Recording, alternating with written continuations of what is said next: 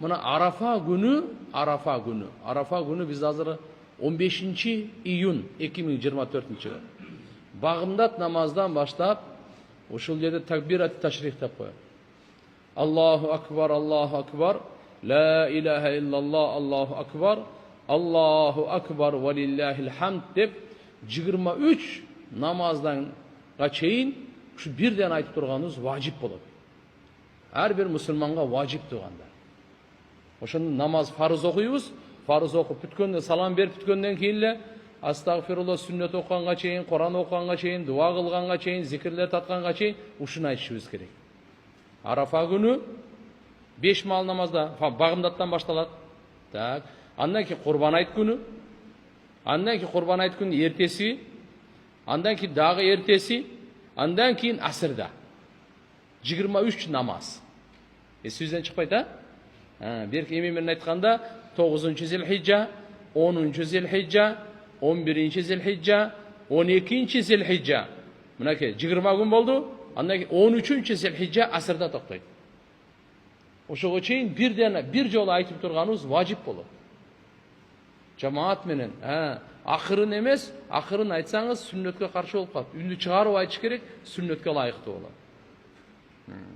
Эркектер көбүнчө мечитте болуп айтат, тугандар, бу аялдар дагы айтыш керек буну.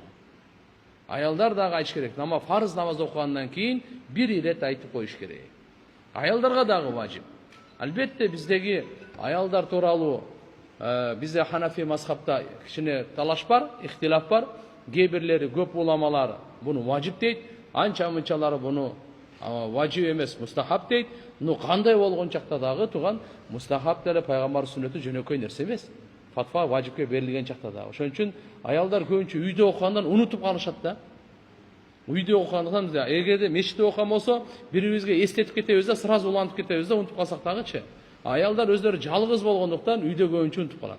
Ошон үчүн намаз окуй турган жерге ушу такбирди жазып, жармаштырып койгон жакшы да. Жармаштырып, алдына жармаштырып койсо, эстеп кетет дагы, алхамдулилла унутпай аткарып алат. Бул амал тугандар, мынакей важип амалы. Кайсы экен? La Allahu akbar, la ilaha illallahu Allahu akbar, valillahil hamd. Bir жолу. 3 жолу окуп койсоңуз, дагы мустахаб амал болуп калат. Анда жакшы. Бир жолу айтуу сөзсүз важип да. Эми мына биз 24-жылы азыркы июнь менен айта турган болсок, 15-июнь багымдатта башталат. 2024-жылы 15-июнь Арафа күн багымдатта башталат.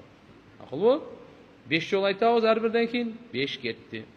Экинчиси 16-июнь Кудай кааласа, бул Курбан айт. Дагы 5 жол айтабыз. Ар бир намаз фарыздан кийин.